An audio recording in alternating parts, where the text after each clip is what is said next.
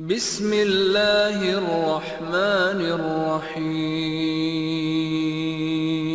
السلام علیکم ورحمۃ اللہ وبرکاتہ۔ الحمدللہ رب العالمین والصلاة والسلام علی اشرف الانبیاء والمرسلین نبینا محمد وعلی آلہ واصحابہ اجمعین وبعد۔ جدید مناہج کی حقیقت کے آج کے اس حلقے میں انشاءاللہ تبارک و تعالی ہم اور آپ اسی مسئلے پر گفتگو کر رہے ہیں، جاری رکھیں گے جو مسئلہ اس سے پہلے کے سیشن میں ہم نے پڑھا ہے۔ اس سے متعلق جو چند باتیں باقی بچی ہیں انشاءاللہ انہیں مکمل کیا جائے گا، اور پھر اس کے بعد مزید اگلی باتیں آپ کے سامنے پیش کی جائیں گی۔ یاد کریں کہ ہم نے آپ نے اس سے پہلے جو موضوع پڑھا ہے اور وہی سلسلہ چل رہا تھا، وہ موضوع تھا کہ مسلمانوں کے اوپر یہ واجب ہے کہ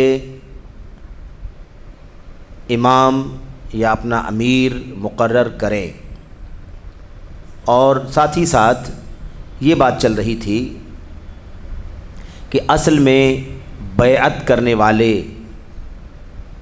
امیر، امام، حاکم، ولی امر پر بیعت کرنے والے اصل میں ارباب حل و عقد ہوں گے، یعنی علماء ہوں گے، بڑے ذمہ داران ہوں گے، اور اسی طرح سے حیثیت اور رسوخ رکھنے والے لوگ ہوں گے، علم والے لوگ ہوں گے۔ اس قسم کے لوگ جو ہیں وہ اصل میں بیعت کریں گے۔ ساری رعایا یعنی عوام ساری کی ساری آ کر کے بیعت کرے، ایسا نہیں ہے۔ یہ ارباب حل و عقد بیعت کریں گے اور عوام ان کے تابع ہوں گے۔ یہی بات شیخ صالح بن فوزان بن عبداللہ الفوزان حافظہ اللہ نے اپنے جواب میں کہی تھی۔ اس سلسلے میں جو باتیں حاشیے میں شیخ جمال بن فرحان الحارثی رحمۃ اللہ علیہ نے ذکر کی ہیں، جو باتیں بیان کی ہیں، وہ امام شوکانی رحمۃ اللہ علیہ کی جو کتاب ہے اس کتاب سے یہ باتیں آپ کے سامنے اس سے پہلے بھی پیش کی گئی ہیں، اور ابھی جو باتیں آپ کے سامنے چل رہی ہیں وہ بھی اسی مسئلے سے متعلق ہیں۔ شیخ صالح فوزان حافظہ اللہ نے یہ کہا تھا کہ علماء اور قائدین کے بیعت کرنے سے عوام پر اس کی اطاعت لازم ہوگی۔ رعایا کے تمام افراد سے بیعت نہیں لی جائے گی، کیونکہ مسلمان ایک جماعت ہیں، ان کے علماء اور قائدین ان کی نیابت کریں گے، ان کے علماء اور قائدین ان کی نیابت کریں گے، یعنی ساری عوام کی طرف سے نیابت کرتے ہوئے علماء اور ایسے ہی ذمہ داران اور ایسے ہی قائدین جو ہیں وہ بیعت کر لیں گے ولی امر کے ہاتھ پر، اور عوام ان کے تابع ہوگی۔ اس حوالے سے کئی ایک باتیں امام شوکانی رحمۃ اللہ علیہ کی کتاب السیل الجزار سے آپ کے سامنے پیش کی گئی۔ اس کے بعد آج جو باتیں چند آپ کے سامنے پیش کرنی ہیں ان میں سے یہ باتیں ہیں جو آپ کے سامنے ہم پیش کرنے جا رہے ہیں کتاب کے صفحہ نمبر 434 پر۔ یہ نئے ایڈیشن کے اعتبار سے صفحہ نمبر 434۔ نیچے آخری پیراگراف میں لکھا ہے، ایک شبہہ اور آ سکتا ہے، ایک شبہہ اور آ سکتا ہے، چنانچہ کوئی کہہ سکتا ہے کہ رعایا کی پسند اور رضامندی کے بغیر امامت نہیں ہو سکتی۔ یہ ایک شبہہ ہوتا ہے، اور آج بھی اس طرح کے شبہات اخوانیوں کی طرف سے، تکفیریوں کی طرف سے، اور جو خارجی ذہنیت کے اعتزالی ذہن کے لوگ ہیں وہ یہ بات آج بھی کہتے ہیں۔ وہ بات یہ ہے کہ رعایا کی پسند اور رضامندی کے بغیر امامت نہیں ہو سکتی، یعنی کہنا یہ چاہتے ہیں کہ بھائی کسی کو حاکم بنا لیا گیا، کسی کو امام بنا لیا گیا، کسی کو اپنا بادشاہ بنا لیا گیا، تو اگر کسی کو بادشاہ بنا لیا گیا ہے تو اس وقت تک اس کا اعتبار نہیں کیا جائے گا جب تک پوری رعایا اس سے راضی نہ ہو۔ پوری رعایا، ساری کی ساری رعایا، تمام کے تمام لوگ جب سے اس سے راضی نہ ہوں گے، جب تک اس سے راضی نہ ہوں گے، ان کی پسند کا وہ آدمی نہیں ہوگا، تب تک امامت نہیں ہو سکتی ہے، اس کو امام نہیں مانا جا سکتا۔ یہ خاص بات ہے جو بطور اعتراض بہت سارے لوگ کرتے ہیں۔ اس اعتراض کا جواب دیتے ہوئے کہہ رہے ہیں شیخ جمال بن فرحان الحارثی رحمۃ اللہ علیہ اور اس کی وضاحت بہت اچھی طرح سے وہ کر رہے ہیں، تو آئیے دیکھتے ہیں کہ وہ کیا ہے۔ اور یہ بہت بنیادی بات ہے، یہ جو باتیں آپ کے سامنے شیخ جمال ذکر کر رہے ہیں یہ اہل السنت والجماعت کے اصولوں کی باتیں ہیں جو آپ کے سامنے پیش کی جا رہی ہیں۔ تو نقطہ کیا ہے اس وقت؟ نقطہ یہ ہے کہ بغیر عوام کی، بغیر رعایا کی رضامندی اور پسند کے امامت ہو ہی نہیں سکتی۔ یعنی کہنا یہ چاہتے ہیں کہ جب تک ساری کی ساری رعایا کسی آدمی سے راضی نہ ہو، خوش نہ ہو، پسند نہ کرے، تب تک اس کو امیر بنا لینا بیکار ہے، اس کو امام بنا لینا بیکار، اس طرح کی بات کرتے ہیں۔ تو اس حوالے سے شیخ جمال کہتے ہیں کہ ہم اس شبہے کا جواب دے رہے ہیں، ہم اس اعتراض کا جواب دینا چاہتے ہیں۔ یہ بات دو ہی قسم کے لوگوں کی جانب سے آ سکتی ہے، ایسی بات کرنے والے دو ہی قسم کے لوگ ہو سکتے ہیں۔ یا تو وہ سنت سے جاہل اور لا علم ہوگا، یعنی ایسا ہو سکتا ہے کہ یہ بات کہنے والا کون ہو؟ جاہل ہو، اس کو سنت کا پتہ نہ ہو، نبی کریم صلی اللہ علیہ وسلم کی تعلیمات کا، ایسے ہی حضرات خلفائے راشدین ابو بکر، عمر، عثمان، علی اور دیگر جو میرے بھائیوں سنت کے ائمہ ہیں، ان کی تعلیم سے، ان کی ہدایت سے، ان کی رہنمائیوں سے وہ جاہل ہے، لا علم ہے، انہیں پتہ نہیں ہے کہ سنت میں اس حوالے سے کیا تعلیم دی گئی ہے۔ تو ایسا شخص جو ہوگا، یعنی جو جاہل ہے، نئی معلومات ہے اسے، اس شخص کے سامنے معاملہ واضح کیا جائے اور ہم اللہ سے دعا گو ہیں کہ اللہ تعالیٰ اس کا سینہ کھول دے۔ جاہل ہے، لا علم ہے، تو اس کو بتایا جائے اور اللہ سے دعا بھی کی جائے کہ اللہ تعالیٰ اس کے سینے کو کھول دے تاکہ وہ اس سلسلے میں سنت کی راہ کو اچھی طرح سے سمجھ لے۔ ایک آدمی تو یہ ہو سکتا ہے جاہل اور نابلد، یا تو نمبر ایک، نمبر دو، یا وہ نفس پرست ہوگا۔ یعنی کیا مطلب؟ اسے علم ہے، وہ جاہل نہیں ہے، سنت کا اسے علم ہے، سلف امت کے منہج کا اسے علم ہے، حق کو جان کر، پہچان کر سرکشی کر رہا ہے، حق جانتا ہے، معلومات ہے اسے، لیکن نفس پرست ہے، اپنی خواہشات کی غلامی کر رہا ہے، اپنی من کی مرضی کے پیچھے چل رہا ہے۔ وہ نہیں دیکھنا چاہتا کہ سنت میں کیا ہے، وہ نہیں دیکھنا چاہتا کہ صحابہ کرام اور ان کے بعد کے خیر القرون کے لوگوں کی سیرت میں کیا ہے، انہوں نے اس حوالے سے کیا موقف اور کیا منہج رکھا ہے، اس کو جاننا ہی نہیں چاہتا۔ یہ سب جانتا ہے، اس کو ماننا نہیں چاہتا ہے، بلکہ نفس پرست ہے، جان بوجھ کر، جان پہچان کر حق سے سرکشی کر رہا ہے۔ تو ایسے شخص سے بات کرنے کا کوئی فائدہ نہیں ہے۔ آپ اس بات کو اچھی طرح سے جان لیں کہ بات کرنے، سمجھانے، بجھانے، رہنمائی کرنے کا اثر اسی شخص کے اوپر ہوتا ہے جو واقعی علم حاصل کرنا چاہتا ہو، دلیلوں کو سمجھنا چاہتا ہو، معلومات ہے تو معلومات کو قبول کرنا چاہتا ہو، اسی کو آپ سمجھا کر کے کوئی فائدہ حاصل کر سکتے ہیں، سمجھا سکتے ہیں۔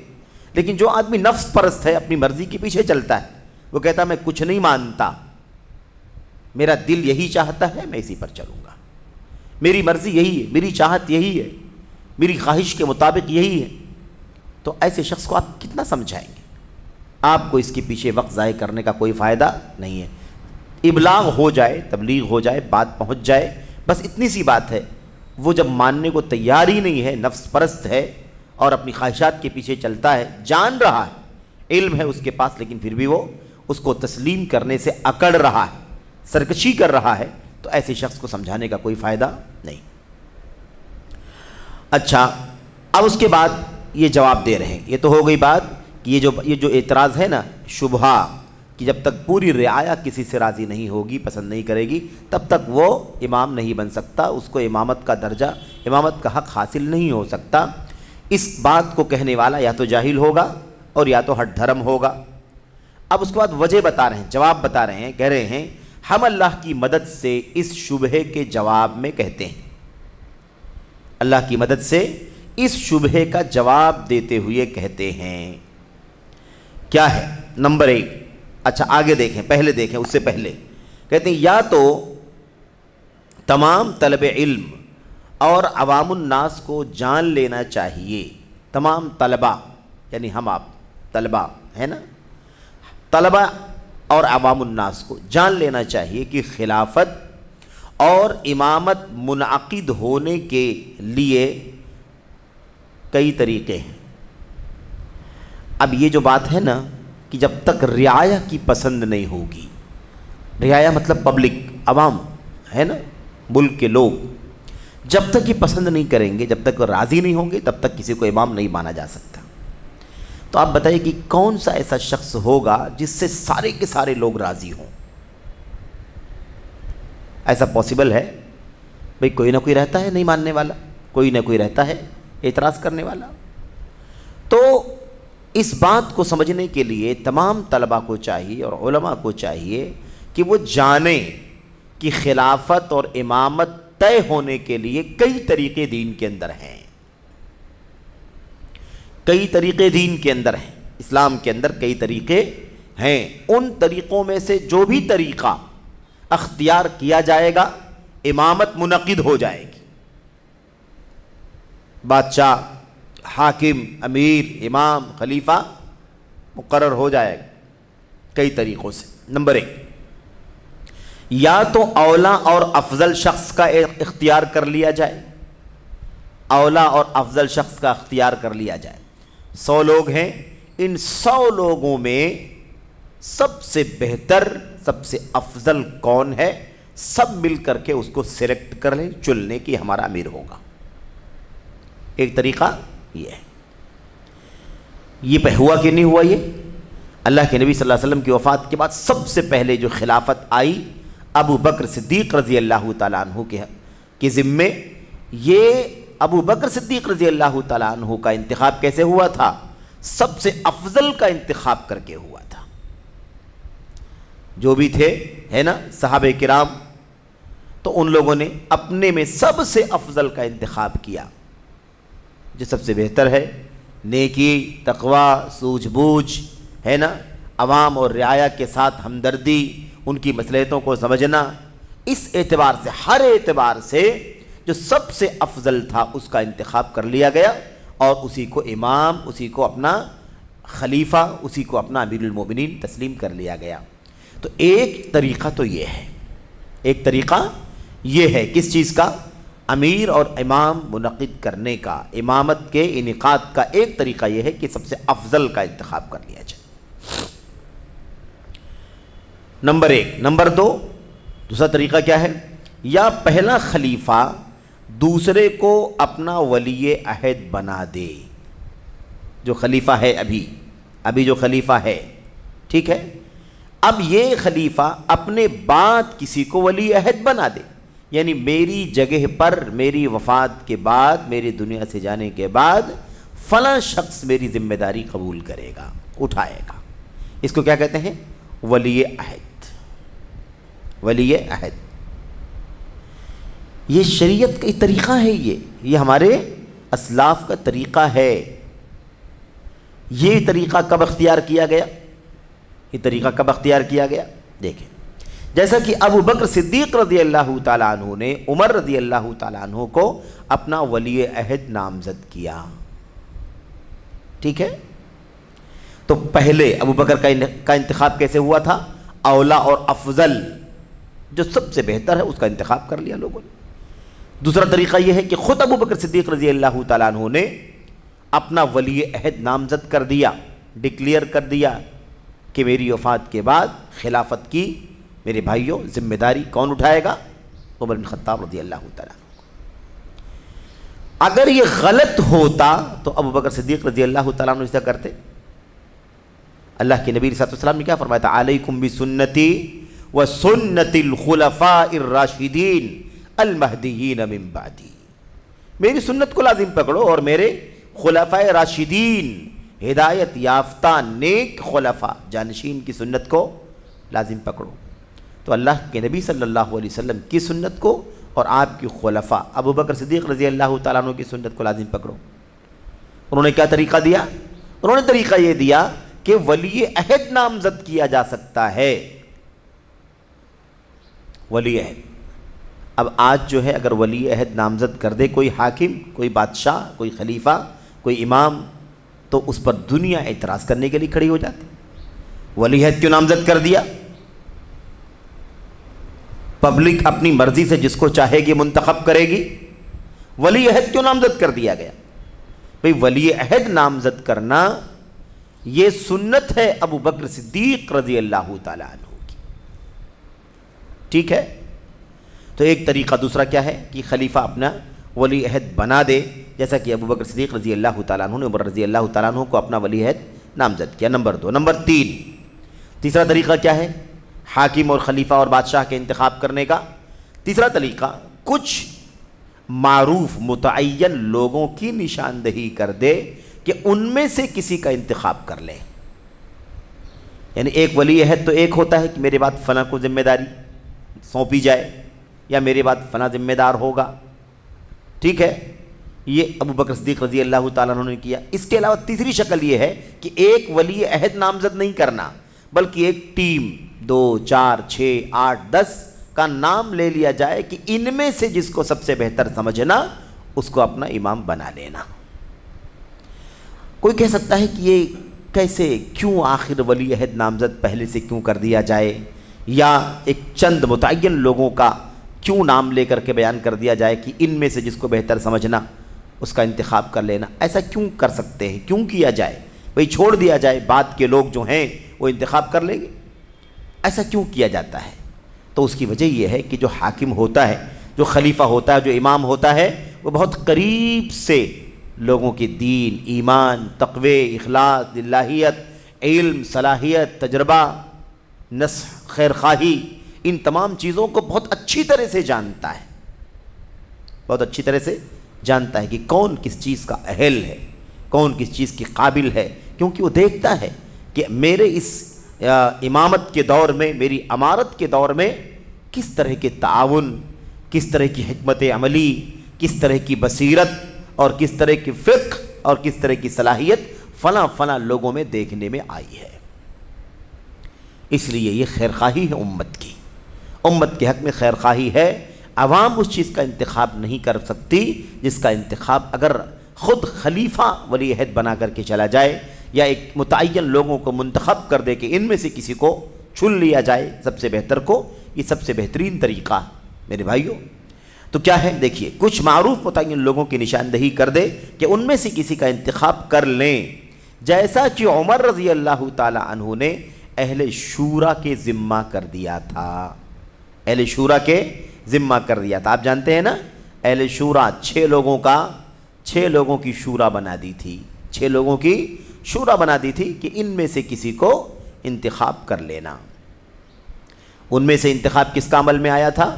حضرت عثمان بن عفان رضی اللہ تعالیٰ عنہ کا، داماد رسول ذو النورین رضی اللہ تعالیٰ عنہ کا انتخاب عمل میں آیا.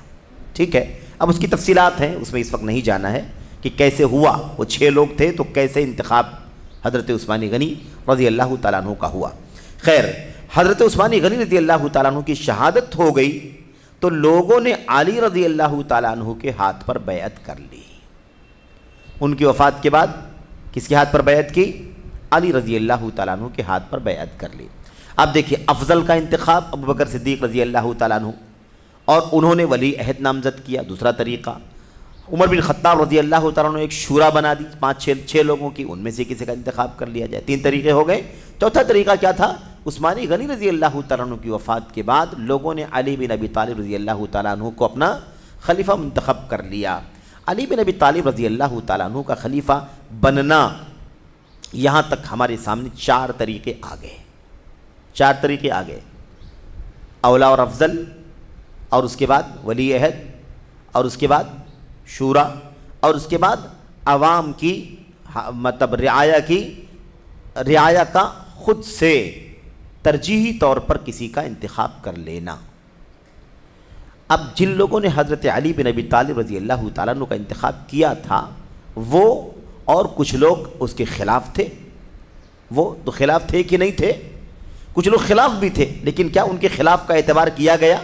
نہیں، ان کے خلاف کا اعتبار نہیں کیا گیا.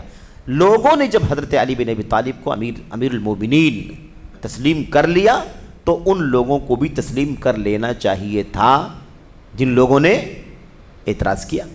مثال کے طور پر اس کے بعد 5واں طریقہ کہتے ہیں یا غلبہ. بہت اچھی طرح سے اس بات کو سمجھیں، آخری بات کو، یا غلبہ اور تلوار کے ذریعے سے، غلبہ اور یعنی طاقت، اختیار، ہتھیار، دباؤ ڈال کر کے، ہے نا، اس کے ذریعے سے خلیفہ یا حاکم کا یا بادشاہ کا یا امیر المومنین کا انتخاب ہوتا ہے۔ کسی نے زبردستی کی، تلوار ہتھیار کی بنیاد پر حاکم بن گیا، تو ایسی صورت میں کیا کریں گے؟ کیا کریں گے؟ یہاں مسئلہ پیش بہت بنیادی ہے۔ یہاں لوگ فوراً یہ کہہ دیتے ہیں کہ زبردستی تھوڑی کسی کو تسلیم کر لیا جائے گا۔ شریعت کیا کہتی ہے؟ اگر کوئی جبرن و ظلمن بھی اگر حاکم اور خلیفہ بن بیٹھتا ہے تو اس کو بھی تسلیم کر لیا جانا چاہیے، کیونکہ اس سے مقابلہ آرائی کے نتیجے میں خون ریزی ہوگی، جان کا، مال کا، آبرو کا نقصان ہوگا۔ اس لیے غلبہ اور تلوار کے ذریعے، جیسا کہ بنو امیہ وغیرہ کے دور حکومت میں ہوا۔ بنو امیہ کے دور میں ایسا ہوا کہ نہیں ہوا؟ کتنے ایسے واقعات، کتنے ایسے آپ کو مثالیں ملیں گی، ان کے دور حکومت میں ہوا۔ چنانچہ مثال دے رہے ہیں، چنانچہ بغداد میں بنو عباسیہ کی خلافت قائم ہوتے ہوئے اندلس میں بنو امیہ کی خلافت قائم ہوئی۔ دیکھا آپ نے؟ تو یہ تلوار اور ہتھیار کی بنیاد پر ایسا ہوا، جبکہ ائمہ اور علماء بڑی تعداد میں موجود تھے۔ ائمہ اور علماء بڑی تعداد میں موجود تھے، جس میں نام بطور مثال چند نام بھی ہیں، چوٹی کے ائمہ کے نام ہیں اس کے اندر۔ اگر یہ غلط ہوتا، تسلیم نہیں کرنا ہوتا، نہیں کرنا چاہیے تھا، تو چوٹی کے بڑے بڑے ائمہ اور علماء موجود تھے، یہ کہتے کہ نہیں کہتے کہ تسلیم نہیں کرنا ہے، بغاوت کرنی ہے اس کے خلاف، تلوار اٹھانا ہے، بالکل ان کو حاوی نہیں ہونے دینا ہے۔ لیکن نہیں، ایک بڑی تعداد علماء کی موجود تھی، انہوں نے اس بات کو تسلیم کر لیا اور کسی بھی طرح سے ان کے خلاف کھڑے ہونے کی بات نہ تو خود کی نہ کسی کو کرنے دیا، جن میں حمید الطویل، شعبہ ابن الحجاج، سفیان ثوری، حماد ابن سلمہ، اور اسی طرح سے اسماعیل ابن عیاش، عبداللہ ابن مبارک، سفیان بن عیینہ، یحییٰ بن سعید القطان اور لیث بن سعد رحمہم اللہ موجود تھے۔ یہ جن کے نام لیے گئے یہ چوٹی کے ائمہ ہیں، چوٹی کے ائمہ، بلند مقام، میرے بھائیو، امت کے اعلام ہیں یہ۔ لیکن ان میں سے کسی نے بھی اندلس میں خلافت کے قیام اور اس کے خلیفہ کی بیعت کو غلط یا اور باطل نہیں ٹھہرایا۔ دیکھا آپ نے، تلوار ہتھیار کی بنیاد پر یہ کام کر لیا گیا، لیکن اس کے باوجود ان ائمہ اور علماء میں سے کسی نے بھی اس کے خلاف کھڑے ہو کر کے اعتراض نہیں کیا کہ یہ بیعت غلط ہے اور باطل ہے، اس کا اعتبار نہیں ہے، چلو اٹھ کھڑے ہو جاؤ اور اس شخص کو اپنے منصب سے ہٹا دو، یہ شخص زبردستی ظلماً قابض ہو گیا، حاوی ہو گیا۔ اچھا، یہ طریقہ، چند طریقے جو آپ کے سامنے پیش کیے گئے، یہ حکومت اور ایسے ہی اختیار، اقتدار یا امارت اور ولایت کے ہیں جو ہمارے سامنے موجود ہیں۔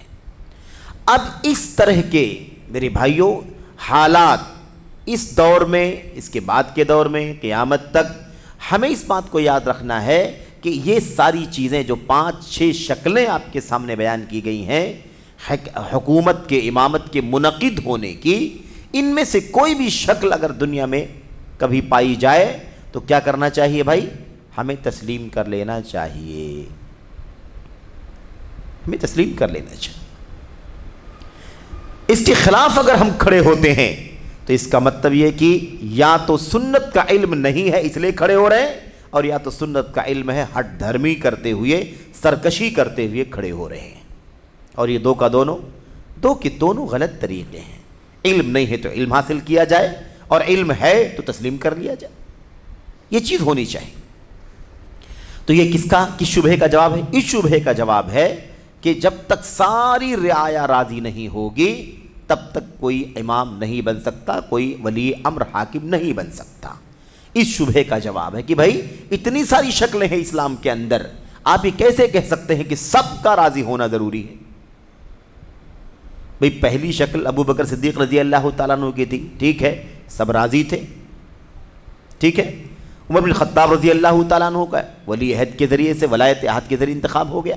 عثمان غنی کا شورا کے ذریعے انتخاب ہو گیا، حضرت علی بن ابی طالب کا انتخاب عوام کی طرف سے ہو گیا، ٹھیک ہے ان کے کچھ مخالف بھی رہے ہوں گے، یعنی مطلب اس مسئلے میں اختلاف ہو گیا، لیکن پھر بھی اصل یہ تھا کہ تسلیم کر لیا گیا اور تسلیم کر لینا چاہیے ہی۔ اور اس کے بعد بنو عباسیہ اور بنو امیہ کے دور کا تذکرہ کیا گیا، بغداد میں کیا چل رہا ہے اور اندلس میں کیا چل رہا ہے، دونوں کو زبردستی بھی صحیح کسی نے کر دیا تو دونوں کو تسلیم رکھا گیا۔ تو اس لیے اعتراض غلط ہے کہ ساری رعایا کا راضی ہونا ضروری ہے، ساری رعایا کا پسند کرنا ضروری ہے، یہ بات غلط ہے، یہ بات درست نہیں ہے۔ اور آگے کہتے ہیں اور ہمیں یہ بھی فراموش نہیں کرنا چاہیے، یعنی یہ بھی بھولنا نہیں ہے، یاد رکھنا ہے کہ اس بات یعنی رعایا کی رضامندی کے بغیر امامت ممکن نہیں، یہ جو بات کہی جا رہی ہے ہمیں یاد رکھنا چاہیے کہ اس کا لازمی معنی یہ نکلتا ہے، اچھی طرح سے اس کو پڑھنا ہے ہمیں، اس بات کا، اس اعتراض کا لازمی معنی کیا نکلتا ہے کہ علی اور ان کے بیٹے حسن رضی اللہ عنہما جنہیں اپنی والد کی شہادت کے بعد خلافت ملی، ان کی خلافت کو بھی باطل قرار دیا جائے۔ کیا لازم ہوگا بھائی؟ لازم آئے گا کہ نہیں لازم آئے گا؟ بے حضرت علی کے خلاف بھی کچھ لوگ اور حضرت حسن کے خلاف بھی کچھ لوگ تھے کہ نہیں تھے؟ تو کیا سب کے راضی ہونے کی شرط لگائی جائے گی تو ان دونوں کی خلافت باطل ہو جائے گی کہ نہیں ہو جائے گی؟ کیونکہ سب لوگ راضی نہیں تھے، سب لوگ راضی نہیں تھے، تو اس لیے یہ بات درست نہیں ہے کہ جب تک ساری کی ساری عوام، ساری کی ساری رعایا راضی نہ ہو تب تک کوئی امام نہیں ہو سکتا، یہ بات معتبر نہیں ہے۔ اس بات کو اگر مان لیا جائے جیسے کہنے والے، اعتراض کرنے والے کر رہے ہیں، تو اس کا مطلب یہ نکلے گا کہ حضرت علی کی خلافت بھی صحیح نہیں ہے، نعوذ باللہ، اور ان کے بیٹے حضرت حسن بن علی رضی اللہ تعالیٰ عنہما ان کی خلافت بھی صحیح نہیں ہے، یہ لازم آئے گا، کیونکہ ان دونوں کی بیعت پر پوری امت متفق نہیں ہوئی تھی۔ اس لیے اچھی طرح سے غور کر لے، سمجھ لے مسئلے کو۔ آئی بات سمجھ میں؟ اس لیے یہ بات غلط ہے، اس لیے یہ بات اچھی طرح سے جان لینا چاہیے کہ ایسی باتیں کرنے والے کون لوگ ہیں؟ خروج والی ذہنیت، خروج کی سوچ رکھنے والے لوگ، بغاوت کی سوچ رکھنے والے لوگ، جن میں خصوصیت کے ساتھ اس وقت سب سے اوپر کون ہے؟ الاخوان المسلمون کے لوگ ہیں، اور ان کے فکر، ان کی رائے سے، ان کے موقف سے اتفاق رکھنے والے لوگ ہیں جو اسی طرح کی بات کرتے ہیں۔ حکمرانوں کے خلاف اعتراض ہے نا، زبان درازیاں، تشہیر، ان کی بےعزتی، ان کی کمیوں کو، ان کی کوتاہیوں کو دنیا کے سامنے پھیلا کر کے لوگوں کے دلوں میں نفرت پیدا کرنے کی کوشش کرنا، اور یہ کہنا کہ حاکم بنے بیٹھے ہیں، بادشاہ بنے بیٹھے ہیں، رعایا کا 10%، 20%، 30% حصہ ان کے خلاف ہے۔ کیسے ایسے آدمی کو حاکم تسلیم کیا جا سکتا ہے؟ اس قسم کی بات کرنے والے کون ہیں؟ یہی اخوانی ہیں، خارجی ہیں، رافضی ہیں، اور اس نظریے کے لوگ بھی ہیں، جو بھی ہوں، جس نام سے بھی جانے جاتے ہوں، جماعت کی شکل میں ہو، فرقے کی شکل میں ہو، یا پھر انفرادی، میرے بھائیوں کوئی اس طرح کی باتیں کرنے والا کر رہا ہو، بہر صورت یہ موقف درست نہیں ہے۔ اور یہ بات اتنی زیادہ بنیادی ہے کہ جو حقیقت سے ایک دم جڑی ہوئی ہے۔ بھئی دنیا میں کسی ایک شخص پر سب کا راضی ہو جانا کتنا مشکل کام ہے، کتنا مشکل کام، آپ بتائیے۔ ابو بکر صدیق رضی اللہ تعالیٰ عنہ کا، بھئی رافضیت، ابو بکر صدیق کے زمانے میں رافضیت چلو ٹھیک ہے نہیں تھی، ٹھیک ہے، رافضیت کی فکر آنے کے بعد کیا بیان کیا شیخ نے کہ پہل خلافت کی شروعات جب ہوئی ہے تو اولا اور افضل کی بنیاد پر لوگوں نے منتخب کر لیا تھا۔ اس وقت اولا اور افضل کو تسلیم کر لینا بہت آسان تھا، لیکن رافضیت کی جڑیں جب دنیا کے اندر آ گئی، آج اگر ابو بکر صدیق موجود ہوں اور ان کی خلافت پر سب اتفاق کرنا چاہیں تو روافض الگ ہو جائیں گے کہ نہیں ہو جائیں گے؟ اولا اور افضل ہیں پوری امت کے، لیکن روافض تسلیم کریں گے؟ غاصب کہتے ہیں وہ ابو بکر صدیق رضی اللہ تعالیٰ عنہ۔ عمر بن خطاب ولی عہد تسلیم کیا کہ نہیں کیا امت نے، لیکن روافض تسلیم کریں گے؟ نہیں کریں گے۔ ابو بکر و عمر کو لعنت کرنے والے یہ روافض، گالیاں دینے والے، کہاں سے ان کو اپنا امام اور خلیفہ تسلیم کر سکتے ہیں؟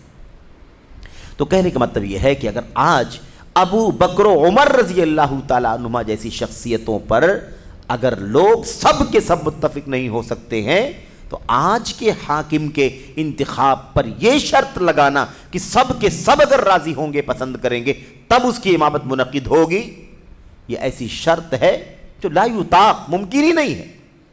کسی کا نام پیش کر کے دیکھ لو، سب کے سب کا اتفاق نہیں ہو سکتا۔ اس لیے یہ اللہ تبارک و تعالیٰ کی طرف سے امت کے ساتھ ایک رحم کا معاملہ ہے کہ امت کی اجتماعیت اور امت کا اتحاد اور امت کی جماعت کا نظام چلتا رہے، اور ان شکلوں میں سے جس شکل میں بھی امامت اور ولایت، امارت منعقد ہوتی ہے اسے منعقد مانا جائے گا، اسے تسلیم کیا جائے۔ یہ ہے۔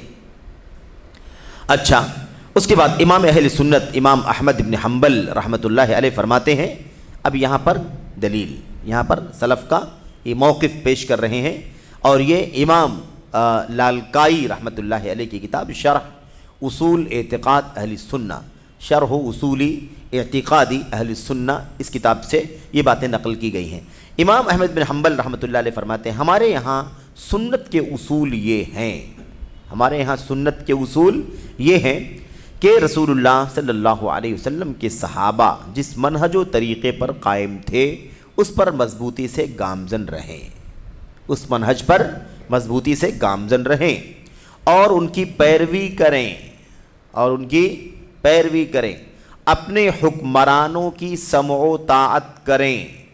حکمران بن گئے نا، چاہے خلافت، چاہے حکمران بن گئے ہوں، اولا اور افضل کی بنیاد پر انتخاب کر لیا ہو ساری امت نے مل کر کے، یا ولایت عہد کا مسئلہ ہو، یا شورا کے ذریعے سے وجود میں آیا ہو، یا عوام کی ایک بڑی تعداد نے مان لیا ہو، گرچہ بقیہ لوگوں نے نہ بھی تسلیم کیا ہو لیکن بڑی تعداد تسلیم کر رہی ہے، تو پھر بقیہ لوگوں کو چاہیے کہ ان کے خلاف نہ جائیں، اور اگر ہوں بھی خلاف تو بھی ان کا کوئی اعتبار نہیں ہے، اس خلافت کو، جانشینی کو معتبر تسلیم کیا جائے گا اور امامت منعقد ہو گئی ہے۔ اس طرح سے ہمیں عمل کرنا ہوگا۔ تو کیا کہا کہ اپنے حکمرانوں کی سمع و طاعت کریں، خواہ وہ حکمران نیک ہوں یا بد، نیک ہوں یا بد ہوں، اور جو منصب خلافت پر فائز ہو جائے لوگ اس پر متفق اور اس سے راضی ہو جائیں، یا جو لوگوں پر تلوار کے زور پر غالب ہو کر خلیفہ بن جائے وہ خلیفہ مانا جائے گا۔ امام احمد بن حنبل کیا بیان فرماتے ہیں؟ سنت کے اصولوں میں سے یہ اصول یاد رکھنا ہے، ہمارے نزدیک، ہمارے یہاں سنت کے اصولوں میں سے یہ اصول موجود ہے، اپنے حکمرانوں کی سمع و طاعت کریں، خواہ وہ نیک ہوں یا بد ہوں، اور جو منصب خلافت پر فائز ہو جائے، جو منصب خلافت پر فائز ہو جائے، اس منصب پر آ جائے، لوگ اس پر متفق اور اس سے راضی ہو جائیں تو بھی، لوگ اس سے متفق ہو جائیں، راضی ہو جائیں تو بھی اطاعت کرنا ہے، سننا ہے اور ماننا ہے، یا جو لوگوں پر تلوار کے زور پر غالب ہو کر خلیفہ بن جائے، تلوار کے زور پر خلیفہ بن گیا، طاقت کے بل بوتے پر خلیفہ بن گیا، تو بھی کیا کرنا ہے؟ تو بھی اس کی سمع و طاعت کرنا ہے، سننا ہے اور اس کا کہاں ماننا ہے، وہ خلیفہ مانا جائے گا۔ یہ اہل سنت والجماعت کا عقیدہ بیان کر رہے ہیں امام احمد بن حنبل رحمۃ اللہ علیہ۔ کسی کو ان پر تانا زنی کرنے اور ان سے لڑنے کا حق نہیں ہے۔ بات سمجھ میں آ رہی کہ نہیں آ رہی ہے؟ اب سناؤ خارجیوں کو یہ موقف، سناؤ رافضیوں کو، سناؤ، بتاؤ اخوانیوں کو، تکفیریوں کو، بتاؤ یہ موقف کہ ہمارے یہاں سنت کے اصولوں میں سے یہ بنیادی اصول بھی ہے۔ کوئی دعویٰ کر کے بتائے کہ غلط ہے یہ اصول، کون سی شواہد ہے ہمارے پاس؟ ہمارے پاس کون سی شواہد ہیں؟ سنت رسول صلی اللہ علیہ وسلم سے لے کر میرے بھائیوں ابو بکر، عمر، عثمان، علی، خلافت راشدہ، اور اس کے بعد خلافت بنو عباسیہ، خلافت بنو امیہ کے ادوار تک میں چوٹی کے ائمہ اسلام موجود تھے۔ یہ تمام کی تمام باتیں یوں تسلیم کی گئی ہیں جیسے تسلیم کرنا چاہیے۔ شروع سے ہم لوگ پڑھ رہے ہیں کہ نہیں پڑھ رہے ہیں؟ اللہ کے نبی صلی اللہ علیہ وسلم نے فرمایا وَإِن تَأَمَّرَ عَلَيْكُمْ عَبْدٌ حَبَشِي، تمہارا امیر کوئی حبشی، سیاہ فام، کالا کلوٹا غلام بھی اگر بن جائے، اس کی بھی سمع و طاعت کرنا ضروری ہے۔ سکھا رہے کہ نہیں سکھا رہے اللہ کے نبی صلی اللہ علیہ وسلم؟ سمع و طاعت، سمع و طاعت، سمع و طاعت۔ اسمع واطع وان اخذ مالک وضرب ظہرک، سنو یہاں تک بھی اگر وہ تمہاری پشت پر کوڑے مارے اور تمہارا مال لے لے تب بھی تم کو چاہیے کہ اطاعت کرو۔ یہ اللہ کے نبی سے ملا کہ ملا طریقہ، اس میں کوئی تعین ہے کہ ایسے آئے تو مانو ایسے آئے تو نہ مانو؟ جو آپ کا امیر خلیفہ حاکم بن گیا ہے، اب اجتماعیت کا تقاضا یہ ہے کہ اس کو تسلیم کر لیا جائے، کیونکہ اس کے اگینسٹ آنے میں مشکلات اور زیادہ بڑھیں گی۔ جان مال عزت آبرو کا جنازہ نکلے گا، امن عافیت سلامتی آشتی ختم ہو جائے گی۔ یہ بہت مشکل مسئلہ ہے۔ اس طرح کی باتیں کرنے والے کسی بھی صورت میں وہ سنت کے مت والے، سنت کے شیدائی نہیں ہو سکتے، الا یہ کہ وہ جاہل ہو، لا علم ہو تو الگ مسئلہ ہے۔ تو بہرحال یہ ہے، کسی کو ان پر تان زنی کرنے، تانا زنی کرنے اور ان سے لڑنے کا حق نہیں ہے۔ دیکھا آپ نے، لڑنا نہیں ہے، تسلیم کر لینا ہے، تانا زنی بھی نہیں کرنا ہے۔ فلاں حاکم بن بیٹھا، اس کے اندر یہ برائی ہے تو اس کے اندر یہ برائی ہے، تو وہ ایسا کرتا ہے تو یہ کرتا ہے، تو چھوٹا گناہ کرتا ہے تو بڑا گناہ کرتا ہے۔ ہمیں کسی بھی طرح سے لڑنے کا، جھگڑنے کا، اس کے خلاف کھڑے ہونے کا حق نہیں پہنچتا۔ یہ سنت کے اصولوں میں سے۔ اور جو بھی مسلمانوں کے امام کے خلاف بغاوت کرے جبکہ لوگ اس پر متفق ہو چکے ہوں، متحد ہو چکے ہوں اور رضامندی، متحد ہو چکے ہوں، لوگ اس کو مان چکے ہوں، کیسے؟ رضامندی سے راضی ہو کر کے مان لیا ہو، یا غلبہ و تسلط وغیرہ کسی بھی طرح سے اس کی خلافت تسلیم کر چکے ہوں، تو یہ باغی مسلمانوں کی اجتماعیت کو پارا پارا کرنے والا رسول اللہ، یہ باغی، یہ کیا ہوگا؟ یہ باغی مسلمانوں کی اجتماعیت کو پارا پارا کرنے والا اور رسول گرامی صلی اللہ علیہ وسلم کی احادیث کا مخالف ہوگا۔ دیکھا آپ نے، خلاف ورزی کرنے والا، بغاوت کرنے والا، اس کے خلاف کھڑا ہونے والا کیا ہوگا؟ مسلمانوں کے خلاف بغاوت کرنے والا ہوگا اور رسول کریم صلی اللہ علیہ وسلم کی سنتوں کا، آپ کی حدیثوں کا مخالف ہوگا۔ اور اگر اس باغی کی موت ہوگی تو وہ جاہلیت کی موت مرے گا۔ دیکھا آپ نے، یہ ہے جو بھی امرہم جمع، جو بھی کھڑا ہو بغاوت کرنے کے لیے، جبکہ کسی شخص پر امت کے لوگوں نے بطور خلیفہ، بطور امام، بطور حاکم، بطور امیر المومنین اتحاد کر لیا ہو، اتفاق کر لیا ہو، مان لیا ہو، تو اب اس کے خلاف کھڑا ہونے والا کیا ہوگا؟ باغی ہوگا۔ اور اگر اس باغی کی موت ہو گئی اسی حالت میں تو اس کی موت جاہلیت کی موت ہوگی، کیونکہ یہ عشوائی، منمانی، آزاد روی، یہ کس کا کام تھا؟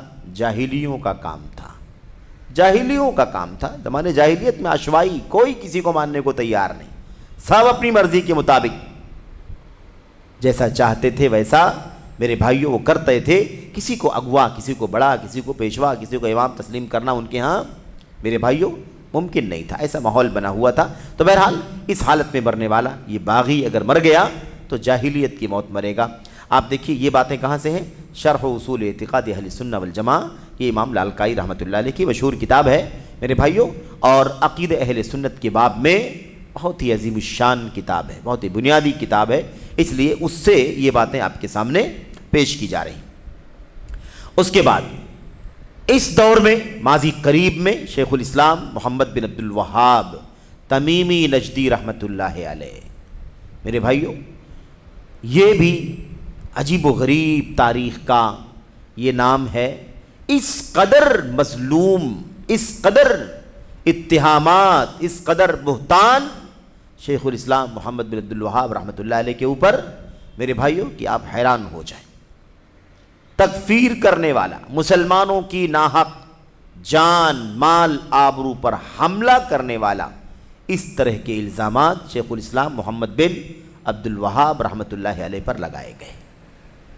دیکھو جو ابھی ہم نے اس سے پہلے جو باتیں پڑھی ہیں ہم نے، اور خلافت بنو عباسیہ اور بنو امیہ کے دور میں جو چوٹی کے ائمہ سفیان بن عیینہ، سفیان بن ثوری اور دیگر ائمہ کا نام آیا، ان تمام چیزوں کو پڑھنے کے بعد اور اس کے بعد عمومی طور پر میرے بھائیوں امام احمد بن حنبل رحمۃ اللہ علیہ کا یہ لمبا جو قول آپ نے پڑھا ہے یا ان کی تصریحات، ان کی باتوں کے اقتباسات آپ نے پڑھے ہیں، اس کے بعد اس دور میں ماضی قریب میں شیخ الاسلام محمد بن عبد الوہاب رحمۃ اللہ علیہ نے کیا لکھا ہے؟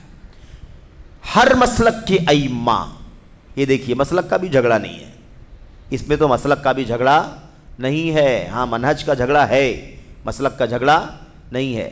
ہر مسلک کے ائمہ اس بات پر متفق ہیں کہ جو بھی شخص کسی ملک یا ممالک پر غلبہ و تسلط حاصل کر لے، تمام چیزوں میں اس کا حکم امام وقت کا ہے۔ حنفیہ، مالکیہ، شافعیہ، حنابلہ، تمام مسالک کا اس بات پر اتفاق ہے کہ جو بھی شخص کسی ملک پر یا ایک سے زیادہ ملکوں پر، ایک ملک یا 2، 4، 6 ملکوں پر غلبہ اور تسلط حاصل کر لے، اپنی طاقت سے، اپنی اقتدار سے کیا کر لے، اپنی پاور سے حاوی ہو جائے، تمام چیزوں میں اس کا حکم کیا ہوگا؟ امام وقت کا حکم ہوگا۔ یعنی اسے اپنا امام مان لیا جائے گا، اسے اپنا امیر مان لیا جائے گا، چاہے گرچہ وہ جبرن آ گیا ہے، اپنی طاقت سے، اپنی اختیار سے، اپنی قوت سے قابض ہو گیا ہے، تب بھی تمام چیزوں میں اس کو کیا تسلیم کیا جائے گا؟ امام وقت تسلیم کیا جائے۔ تمام مسالک کے لوگوں کا اس بات پر اتفاق ہے، اور اگر ایسا نہ ہوتا تو دنیا قائم نہ رہ سکتی۔ اگر ایسا نہ ہوتا تو دنیا قائم نہیں رہتی۔ بھئی اگر نہیں مانا جائے گا، کوئی نہیں مانے گا، کسی کو نہیں مانے گا، تو کیا حال ہوگا دنیا کا؟ جو اس کے یہاں جرائم ہیں، جو اس کے یہاں گناہ ہے، جو اس نے زبردستی کر کے قبضہ کر لیا ہے، وہ اتنا جرم ہے، لیکن تسلیم نہ کرنے کی صورت میں جو خطرات ہیں، جو نقصانات ہیں، جو امت کے اوپر مصائب اور آفتیں آنے والی ہیں، وہ بہت بڑی ہیں۔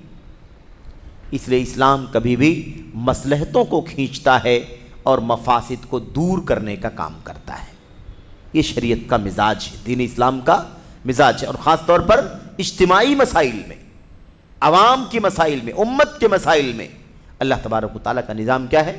وہ مصلحتوں کو مقدم کرتا ہے، ہر جگہ مصلحتوں کو مقدم کرتا ہے، لیکن اجتماعی مسائل میں خاص طور پر اس کی اہمیت اور بھی زیادہ بڑھ جاتی ہے، کیونکہ لوگ بڑے لمبے زمانے سے، کیا کہہ رہے ہیں شیخ الاسلام محمد بن عبد الوہاب رحمۃ اللہ علیہ کہتے ہیں، کیونکہ لوگ بڑے لمبے زمانے سے امام احمد رحمہ اللہ کے پہلے سے لے کر آج تک ایک امام پر متفق نہیں ہوئے۔ یعنی ایک امام رہے پورے عالم اسلام کا، ایک امام رہے پورے عالم اسلام کا، ایسا امام احمد رحمۃ اللہ علیہ کے دور سے آج تک کبھی نہیں ہوا ہے۔ ٹھیک ہے، نہ کسی عالم کے بارے میں ہم جانتے ہیں کہ اس نے کہا ہو کہ کوئی حکم و فیصلہ امام اعظم کے بغیر درست نہیں ہوگا۔ امام اعظم سمجھتے ہیں نا، امام اعظم یعنی وہ حاکم جو اکیلا سارے مسلمانوں کا ولی امر ہو۔ اب کیا ایک ملک میں ایک حاکم ولی امر ہے، دوسرے ملک میں دوسرا حاکم ولی امر ہے، تیسرے میں تیسرا ہے، چوتھے میں چوتھا ہے، کسی ملک میں کوئی قابض ہو گیا تو وہ حاکم بن گیا، کسی ملک میں کوئی قابض ہو گیا تو وہ حاکم بن گیا۔ کہہ رہے ہیں ایسے ہی چل رہا ہے، کب سے؟ امام احمد بن حنبل رحمۃ اللہ علیہ کے زمانے سے لے کر آج تک۔ اس لیے اس کو غلط نہیں کہنا ہے، اس لیے کہ یہ ممکن نہیں ہے، اس دور میں حالات ایسے نہیں رہ گئے، اس لیے یہ کہنا کہ امام اعظم کے بغیر کسی کی بات نہیں مانی جائے گی یا کسی کا حکم اور فیصلہ تسلیم نہیں کیا جائے گا، یہ بات درست نہیں ہے۔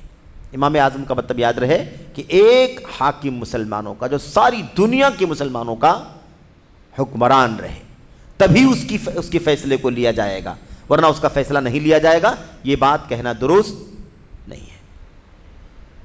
یہ شیخ الاسلام محمد بن عبد الوہاب رحمۃ اللہ علیہ نے بات کہی ہے، اور یہ جیسا کہ الدرر السنیہ کے اندر یہ بات موجود ہے۔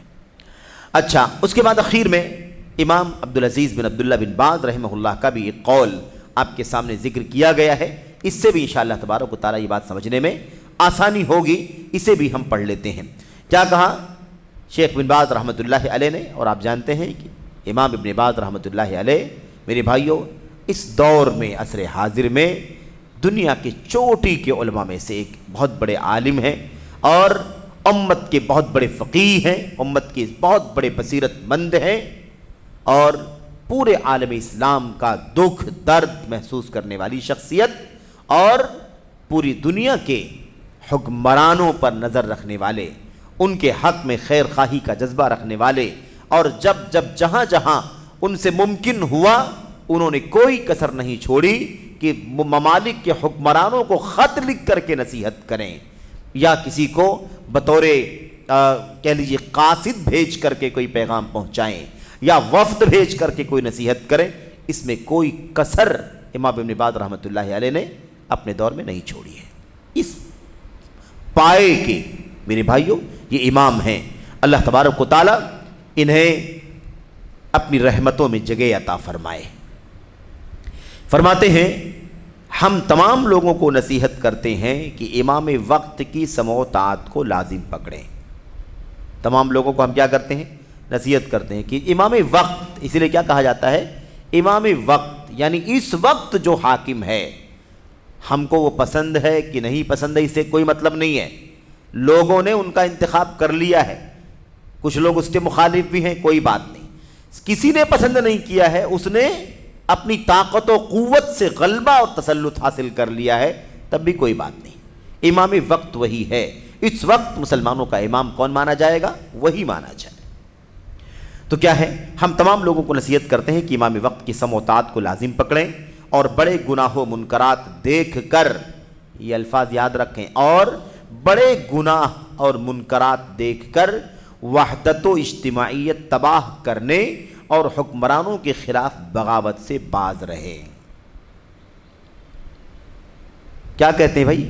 اخوانیوں کا، اس سے پہلے رافضیوں کا، خارجیوں کا، اور ہے نا اخوانیوں کا اس وقت، اور اس فکر کے لوگوں کا کیا کہنا ہے؟ ان کا کہنا کیا ہے؟ ان کا کہنا ہے کہ دیکھو گناہ کبیر چل رہا ہے، شراب چل رہی ہے، ٹھیک ہے، فلمیں، سینما چل رہا ہے، ناچ گانے چل رہے ہیں، ایسے حکمرانوں کو ہم کیسے اپنا حاکم تسلیم کر سکتے ہیں؟ اس طرح کی بات کرتے ہیں کہ نہیں کرتے؟ اس طرح کی بات کر کے ان کے خلاف بغاوت کی فضا بنانے کی کوشش کرتے ہیں۔ کیا ہے؟ صاف صاف بڑے گناہ و منکرات دیکھ کر وحدت و اجتماعیت تباہ کرنے اور حکمرانوں کے خلاف بغاوت کرنے سے باز رہیں، کیونکہ یہ خوارج کا دین ہے جو غلط ہے۔ یہ دین کس کا ہے؟ خوارج کا دین ہے، اس لیے کیا ہے؟ غلط ہے۔ یہ نبی کریم صلی اللہ علیہ وسلم کے حکم کے خلاف ہے۔ کسی کے لیے عصائے وحدت چاک کرنا اور علم بغاوت بلند کرنا جائز نہیں۔ کسی کے لیے عصائے وحدت ایک تعبیر ہے اردو کی، یعنی اتحاد کی لاٹھی کو پھاڑنا۔ اتحاد لاٹھی ہے، اتحاد کی لاٹھی، اسے پھاڑنا، اس کو چاک کرنا، یہ درست نہیں ہے، اور بغاوت کا جھنڈا اٹھانا بھی درست نہیں ہے۔ یہ نبی کریم صلی اللہ علیہ وسلم کے حکم کے خلاف ہے، ٹھیک ہے۔ اور جو اس کی دعوت دے گا، یعنی بغاوت کرنے کی دعوت دے گا اور اتحاد و اتفاق کو پارا پارا کرنے کی دعوت دے گا، از روئے شرع اسے قتل کر دیا جائے، شریعت کی روح سے اسے قتل کر دیا جائے، جیسا کہ اللہ کے نبی علیہ السلام نے فرمایا۔ اور حکمرانوں پر واجب ہے کہ اگر اس چیز کی دعوت دینے والوں کو جانیں، حکمرانوں کو چاہیے، حکمرانوں پر واجب ہے کہ اگر اس چیز کی دعوت دینے والوں کو جانیں تو سختی سے اس کا ہاتھ پکڑیں، تاکہ مسلمانوں میں کوئی فتنہ رونما نہ ہو، ٹھیک ہے۔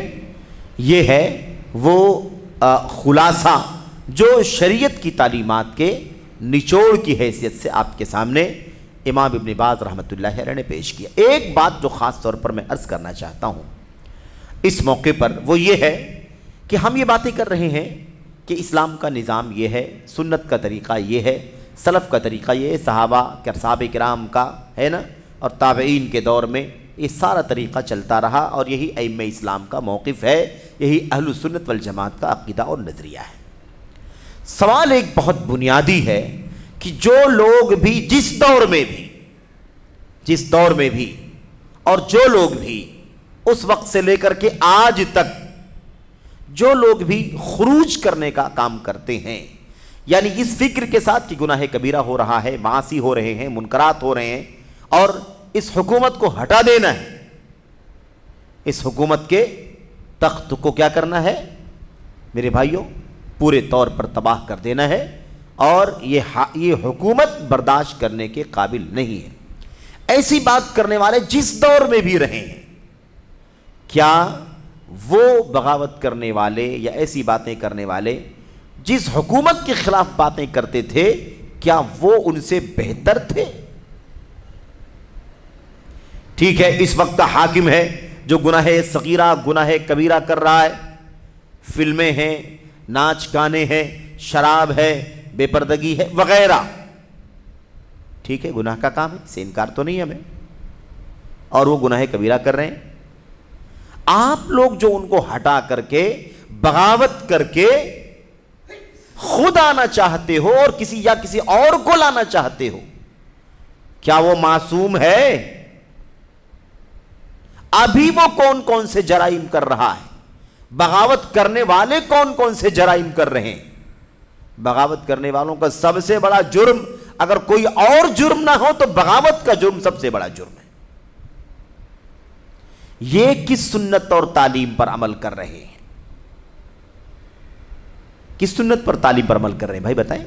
ٹھیک ہے، خلفاء، حکمران اور ولاۃ امر گناہ کی کام کر رہے ہیں، لیکن آپ بغاوت کر کے کون سا اچھا کام کر رہے ہیں؟ آپ کو چاہیے کہ آپ کیا کریں؟ سنت کی تعلیمات پر، صحابہ کرام کی تعلیمات پر عمل کریں۔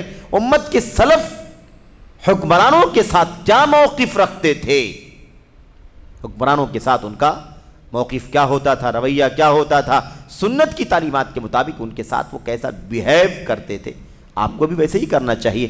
آپ اگر ہر طرح سے پارسا ہیں، اور یہ ہوتا ہے، یہ بھی ہوتا ہے کہ تقوی، طہارت، تہجد ہے نا، نوافل، یہ ساری چیزیں بہت پائی جاتی ہیں بسا اوقات، لیکن بغاوت کا جھنڈا اٹھانے میں وہ آگے ہوتے ہیں، بغاوت کو بڑھاوا دینے میں زبان کا استعمال، بغاوت کو بڑھاوا دینے میں قلم کا استعمال کرنے میں کوئی تردد نہیں کرتے۔ ایسے لوگ کون سے پارسا ہیں؟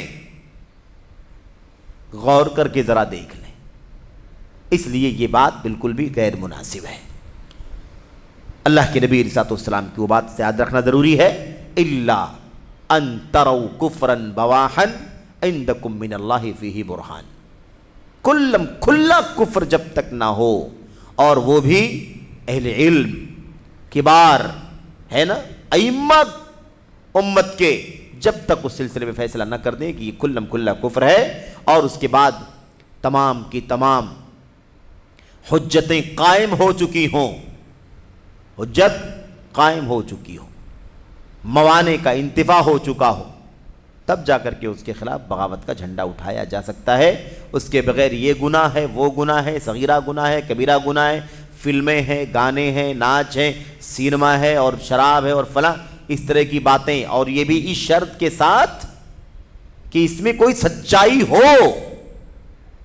صحیح معنوں میں اگر یہ چیز ہے تو، اور اگر یہ باتیں جھوٹ ہیں، غلط ہیں، یا پورے طور پر غلط نہیں ہے، کچھ غلط ہے، کچھ صحیح ہے، کچھ غلط ہے، تو اور بڑا جرم ہے کہ اس طرح کی بات کی جائے۔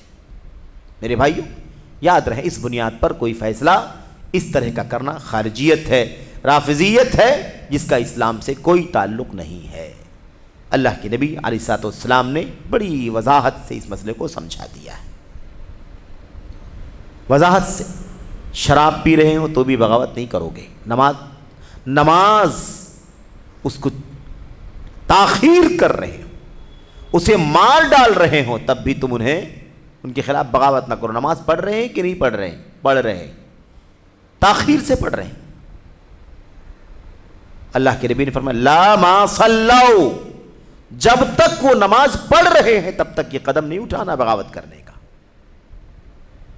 میرے بھائیوں, اتنی تاکید, کفر بواہ کے بغیر کوئی جھنڈا بغاوت کا نہیں اٹھایا جا سکتا, اور وہ بھی من مانی نہیں کہ ہر آدمی جس چیز کو چاہے کفر بنا لے, جس چیز کو چاہے اسلام سے خروج بنا لے, جس چیز کو بنائے چاہے ارتداد بنا دے.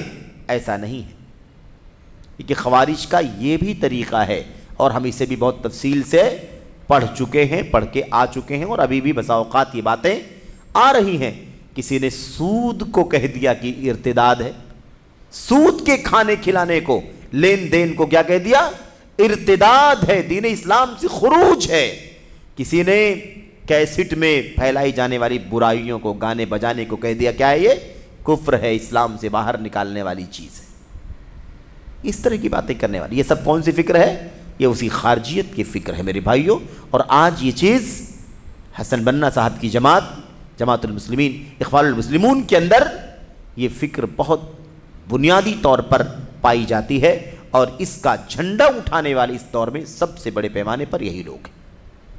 بہرحال میرے بھائیوں, اللہ سے دعا کرتے ہیں, یہاں پر یہ گفتگو مکمل ہوئی, اور یہ باتیں جو آپ کے سامنے پیش کی جا رہی تھی, امام ابن باز رحمۃ اللہ علیہ کی یہ باتیں جو آپ کے سامنے پیش کی گئی ہیں, یہ کتاب ہے الفتاوی المہمہ فی تبصیر الامہ, اس کتاب سے یہ فتویٰ ان کا نقل کیا گیا ہے. اللہ سے دعا کرتے ہیں کہ اللہ تبارک و تعالی ہمیں حکمرانوں کے سلسلے میں, یا حکمرانی کے سلسلے میں, یا امارت یا امامت, حکومت اور بادشاہت کے منعقد ہونے کے لیے جو شریعت کے اندر اصول ہیں, ان اصولوں کو اللہ تبارک و تعالی سمجھنے کی توفیق عطا فرمائے, اور اسی پر چلنے کی توفیق عطا فرمائے. خارجیت سے, رافضیت سے, اخوانیت سے, بغاوت سے اور قعدیت وغیرہ کے فتنے سے ہم کو آپ کو اللہ تبارک و تعالی بچنے کی توفیق عطا فرمائے. آمین یا رب العالمین. وصلی اللہ وسلم وبارک علی نبینا محمد وعلی آلہ وصحبہ اجمعین. السلام علیکم ورحمۃ اللہ وبرکاتہ.